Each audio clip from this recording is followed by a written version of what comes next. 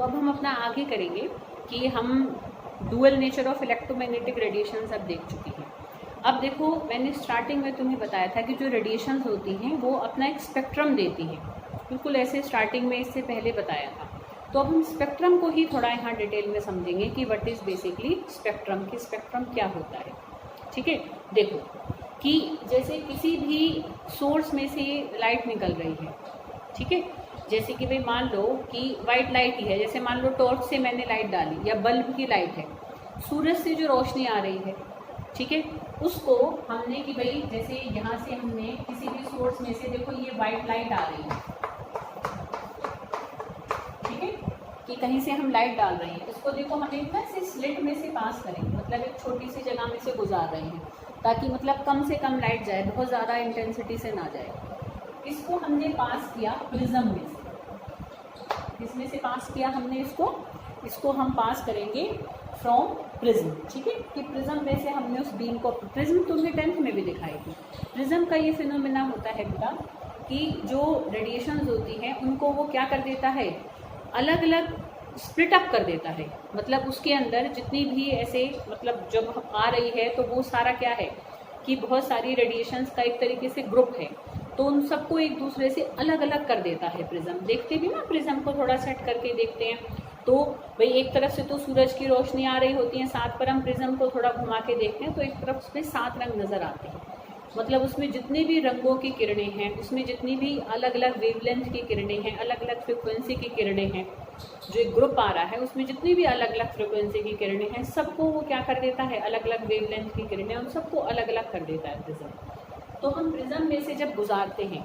तो यहाँ रेडिएशन जब अलग अलग ऐसे स्प्लिट अप होके आ गए, ठीक है,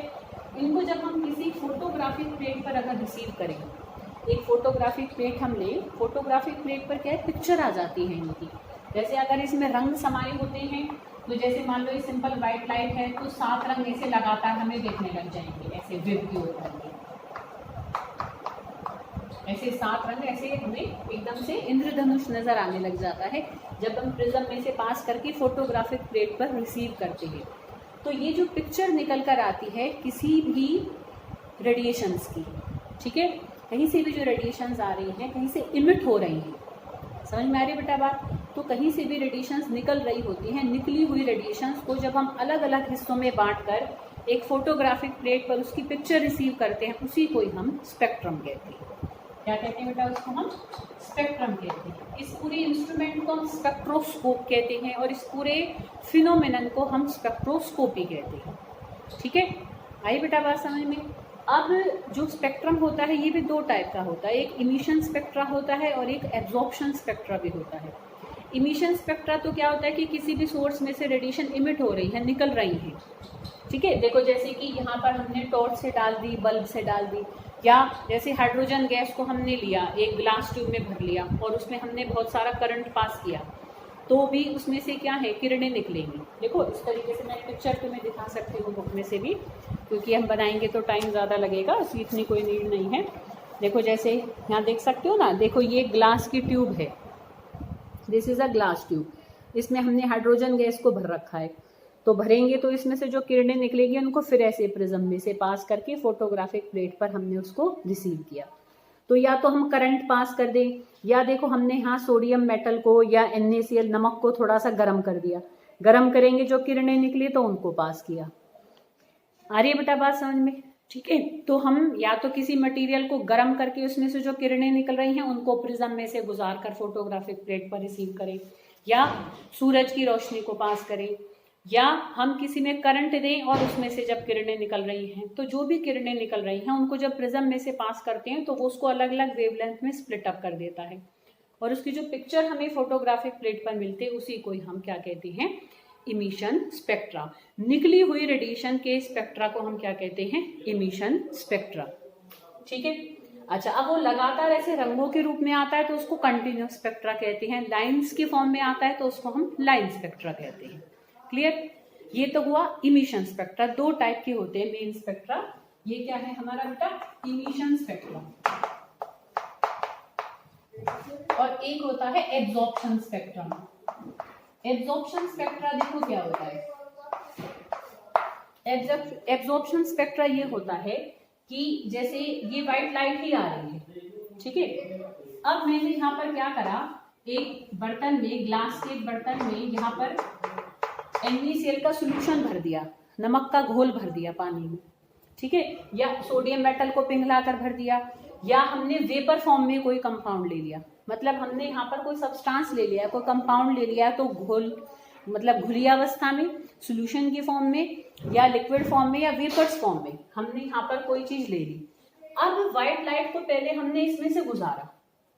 ठीक है। इसमें से गुजरने के बाद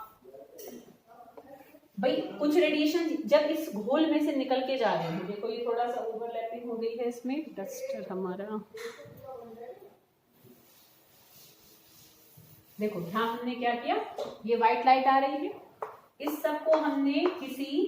सॉल्यूशन में से, किसी कंपाउंड के घोल या उसके वेपर फॉर्म में से पास किया, फिर इसमें से जो रेडिएशंस निकली, इसमें से मतलब इन रेडिएशन को इसमें से होकर गुजारा, फिर इनको एक ऐसी स्लिट में से पास किया ताकि मतलब वो कम से कम मात्रा में जाए, बहुत ज्यादा जाएंगे तो जो पिक्चर है सारे ऐसे एक दूसरे के ऊपर चढ़ी चढ़ी सी लाइन आ जाएंगी, है ना। तो फिर यहाँ से गुजारा, फिर इनको किस में से पास किया, प्रिज्म में से, प्रिज्म इनको फिर अलग अलग वेवलेंथ में स्प्लिट अप कर देगी, और यहाँ पर हमें फिर एक फोटोग्राफिक प्लेट पर जो पिक्चर रिसीव होगी, ठीक है, जो पिक्चर हमें यहाँ पर रिसीव होगी वो कहलाता है एब्जॉर्प्शन स्पेक्ट्रा। अब कहोगे उसमें और इसमें क्या फर्क था, देखो कहीं से रेडिएशन निकली बस और उसका हमने स्पेक्ट्रम ले लिया, वो तो होता है इमिशन स्पेक्ट्रा। हमने कहीं से निकली हुई रेडिएशन को पहले किसी चीज में एब्जॉर्ब कराया, ठीक है। अब इसके अंदर जो बेटा इलेक्ट्रॉन्स होंगे, इसके अंदर जो पार्टिकल्स होंगे, वो इनमें से जिन रेडिएशन की उनको जरूरत होगी वो उनको ले लेंगे, सोख लेंगे। तो अब जो रेडिएशन जाएंगी प्रिज्म में से, वो रेडिएशन उसमें नहीं होंगी जो कि इसने ले ली, ठीक है। तो किसी सब्सटेंस के द्वारा कुछ रेडिएशन लेने के बाद जो पिक्चर हमें प्राप्त होती है उसको हम एब्जॉर्प्शन स्पेक्ट्रा कहते हैं, ठीक है। जैसे नमक का घोल जब हम लेते हैं, और ये देखो व्हाइट लाइट ही है, व्हाइट लाइट का स्पेक्ट्रम कैसे मिलता है, ऐसे लगातार 7 रंग दिखते हैं हमें, विबग्योर, इंद्रधनुष दिखता है। पर जब नमक के घोल में से पास करते हैं तो जो विबग्योर, ठीक है, जो इसका येलो वाला पार्ट होता है, येलो वाले पार्ट में ना हमें 2 डार्क कलर की लाइंस नजर आती है, मतलब येलो वाला जो पोर्शन था उसमें से जो 2 लाइन वाली जो एक तरीके से रेडिएशंस थी उनको किसने एब्जॉर्ब कर लिया, किसने सोख लिया, नमक ने सोख लिया। आई बेटा बात समझ में। तो जब हम व्हाइट लाइट को किसी सॉल्यूशन में से पास कराने के बाद जब उसका स्पेक्ट्रा रिसीव करते हैं तो उसमें से क्या है, कुछ रेडिएशंस कम होती हैं, बजाय कि जब हमने व्हाइट लाइट का सीधा इमिशन स्पेक्ट्रा देखा था तो सारे 7 रंग लगातार आए थे, कहीं कोई बीच में कोई लाइन नहीं थी, लगातार चले थे। पर जब हम उसी व्हाइट लाइट को पहले नमक में से गुजार कर फिर प्रिज्म में से गुजार कर फोटोग्राफिक प्लेट पर रिसीव करते हैं तो हमें येलो वाले पोर्शन में 2 ब्लैक लाइंस नजर आती है, मतलब उस येलो कलर को कौन ले गया, किसने सोख लिया, किसने एब्जॉर्ब कर लिया, नमक ने एब्जॉर्ब कर लिया, ठीक है बेटा। तो उसको हम एब्जॉर्प्शन स्पेक्ट्रा कहते हैं, ठीक है। तो इमिटेड रेडिएशंस के स्पेक्ट्रम को तो इमिशन स्पेक्ट्रा कहते हैं, और कहीं से इमिटेड रेडिएशन को जब हम किसी सॉल्यूशन में से पास कराने के बाद जब फोटोग्राफिक प्लेट पर प्रिज्म के द्वारा जाते हुए जब रिसीव कराते हैं तो वो हमारा होता है एब्जॉर्प्शन स्पेक्ट्रा, ठीक है। क्लियर बेटा। तो ये हमारे 2 टाइप के स्पेक्ट्रा होते हैं।